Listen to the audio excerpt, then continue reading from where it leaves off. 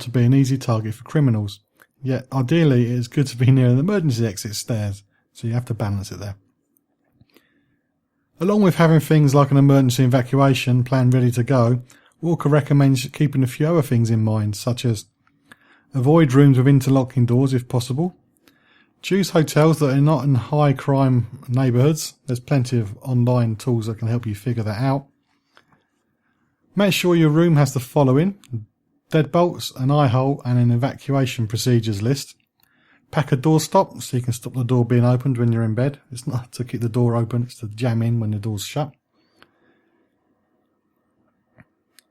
When you enter, prop up your hotel room open with your luggage and do a quick sweep. Make sure there's no intruders hiding in the room before you go in and close the door.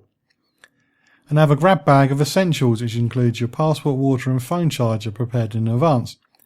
And you can find out more about this article at travelandleisure.com/travel-tips/travel-warning/safest-hotel-rooms. And again, facebook.com/John Guinn Travel Show. We'll have the link as well. What about my phone call? I want to call my family. Too late now. Please, please, please. Step through now, please. Oh, no. Too late now. Here's the goods. You take them in false bottom bag, you strap them to your body, it's up to you. Look, I've changed my mind. I want out. Too late now. So, you're offering me a free holiday? Yeah, I just have to bring back something for a friend of yours. that's right. You get some serious cash. Right. Well,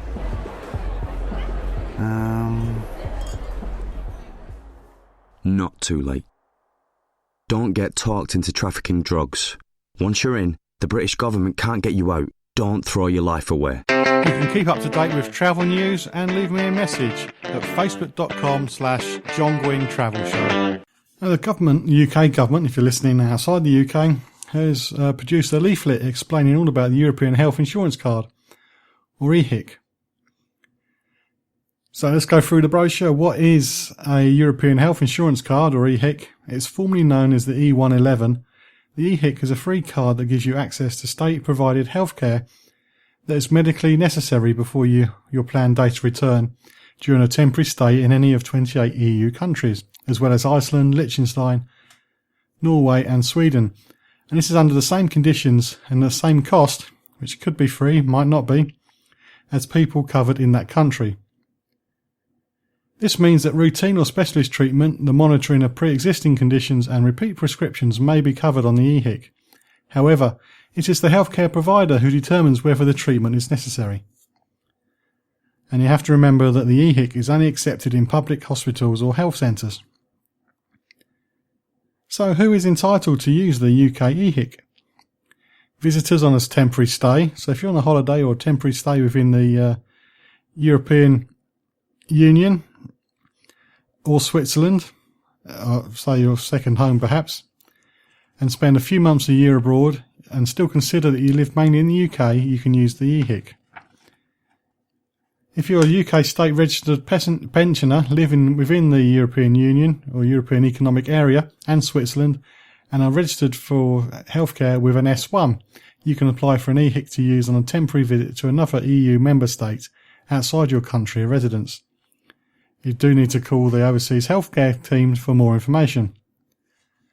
Can you use an EHIC to see a doctor privately? No, it is only recognised by hospitals, health centres and doctors under the public healthcare system in the country where you are.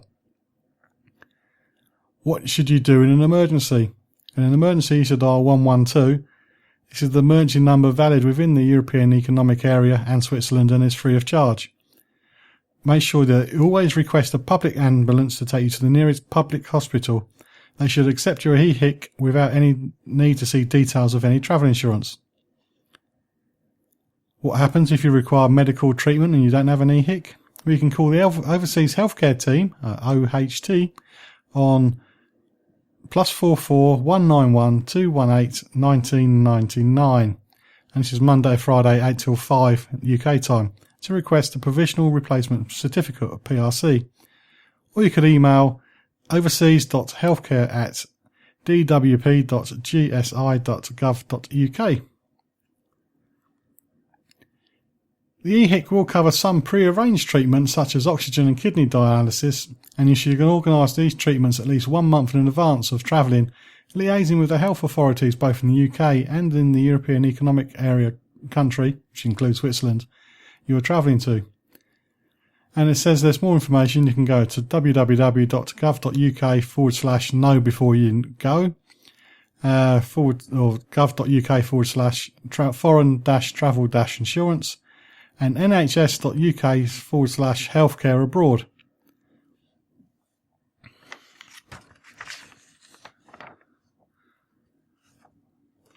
These are free, so if you go online to find it and somebody wants to charge you a fee to get an EHIC card, ignore it. They are free, so do remember that. For planned treatment abroad, travelling exclusively to get medical treatment in Europe, the EHIC will not cover your costs if you are travelling abroad specifically to obtain medical treatment. Instead, you should speak to the NHS England or your local health board if you live in Wales, Scotland or Northern Ireland. If you need to apply or renew an UK EHIC, you can do online before travelling. As I say, be very careful if you Google this. The web address you should use is www.nhs.uk/EHIC, or you can call the NHS Business Services Authority on +44 300 330 1350. And you should always get comprehensive travel insurance, as an EHIC is not an alternative to travel insurance. And when you get travel insurance, make sure the policy covers medical repatriation to the UK. EHIC doesn't do that.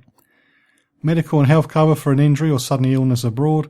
24-hour emergency service and assistance. Lost and stolen possessions cover. Cancellation and curtailment cover. Activities that are commonly excluded from standard policies such as dangerous sports. And the policy should cover the whole time you're away.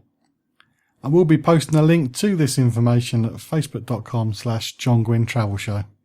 You can follow me on Twitter @holiday_hut. The UK government has also come up with a leaflet for those travelling to Greece for a holiday. It's full of very useful information. I'm going to be going through a bit of it now. There are obviously going to be some parts of it I'm not going to go through, which is when they give useful Greek words, because I stand absolutely no chance in trying to pronounce them. Starting off with emergency, the emergency number is 112. And if you need any information regarding the Greek police, you can go to www.hellenicpolice.gr. It mentions personal safety. Most visits to Greece are trouble-free, but theft of wallets and handbags can occur in crowded tourist places. The number of passports reported lost or stolen continues to be high, so always look after your passport.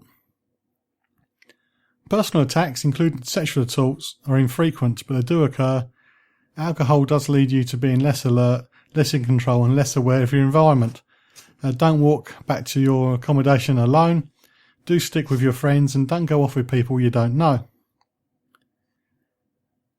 It does say that Greece is a warm and welcoming country and English is widely spoken, but if you make a little effort to learn some Greek, it will be appreciated by the locals. The majority of locals are Greek Orthodox and religion is an important part of day-to-day life. If visiting a church, please be appropriately addressed and do not disturb those inside. It says also that you should avoid taking photographs near potentially sensitive areas such as military establishments. And Greek police will not accept rowdy or indecent behaviour, especially where excess drink is involved. Greek courts impose heavy fines or prison sentences on people who behave indecently. Should you get in trouble, you may say, "Oh, a British passport." But here's a brief summary of what the British consulate can and cannot do for you. It can issue emergency travel documents for a fee, provide help if you're a victim of crime, have suffered rape or sexual assault, or in hospital. It can help people with mental health needs and contact friends and family if you wish them to. It can make every effort to contact you within 24 hours of being advised that you have not been detained. It can offer support and help in a range of other cases such as death of a relative, missing person and kidnapping. They can also provide information on transferring funds or contact friends, relatives who may be willing to transfer money to you or buy you a ticket back to the UK. And it can help make special arrangements in crises. Crises, I think this is the word, isn't it? It cannot do, very important, it cannot get you better treatment at hospital or prison than that given to locals. It cannot get you out of prison, prevent local authorities from deporting you after a prison sentence, or intervene in any way in criminal or civil court proceedings. It cannot issue standard passports. It cannot help you enter Greece if you have lost or damaged your passport or are travelling on an expired passport, but you can apply for an emergency travel document for a fee, as I said earlier. It can give legal advice, it can't become involved in specific disputes, investigate crimes or search for missing people. Consulates can give you details of people who may be able to help you in these cases, such as English-speaking lawyers. It can't pay any bills or give you any money from public funds, and it can't make travel arrangements for you or find you work or accommodation.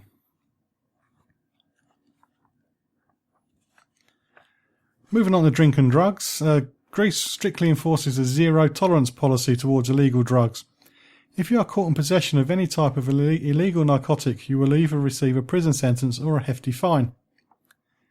Any incident involving alcohol or excessive drinking may invalidate your insurance, a thing I've mentioned many times in the past. Drink and disorderly behaviour in public view in places will be viewed negatively and may lead to your arrest or detention. As already mentioned, alcohol and drugs can make you less vigilant, less in control and less aware of your environment.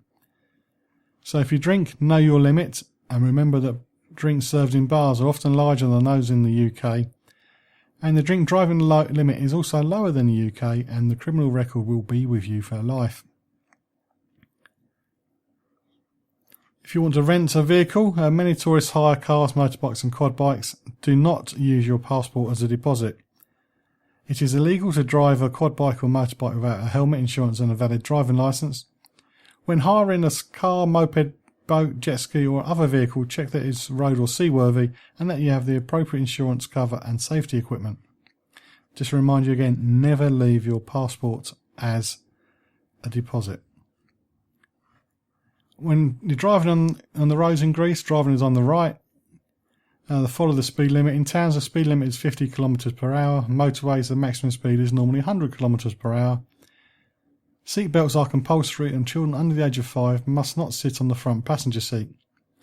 Drivers must be 18 years old and hold a valid driving licence. If you were to allow an underage driver or a person without a licence to drive your vehicle, you may face charges, even though you didn't do it. You can drive with a valid UK or EU driving licence. It is compulsory to wear a helmet when riding a motorbike or a quad bike. Oh, that's a shame. I do like a quad bike without a helmet. And useful tips from here. There's information from visiting Greece can be found on the Foreign Commonwealth Office website, which is gov.uk/foreign-travel-advice. As I've always mentioned time and time again, you should always check these pages before you go anywhere, the weeks that leading up to and just before you go. Some valid information is posted on there, and it may be very important that you know that before you go. Already talked about the EHIC card. And finally, travel insurance. If you intend to participate in dangerous sports, please ensure that your travel insurance has adequate cover. Activities such as riding on banana boats or quad bikes, parasailing, paragliding or rock climbing may be classified as dangerous sport by insurers. Excessive drinking or the use of non-prescription drugs or the failure to wear a helmet or appropriate gear may invalidate your insurance. There's a little bit of information I left off, but I will be posting a link to this leaflet at facebook.com/John Guinn Travel Show.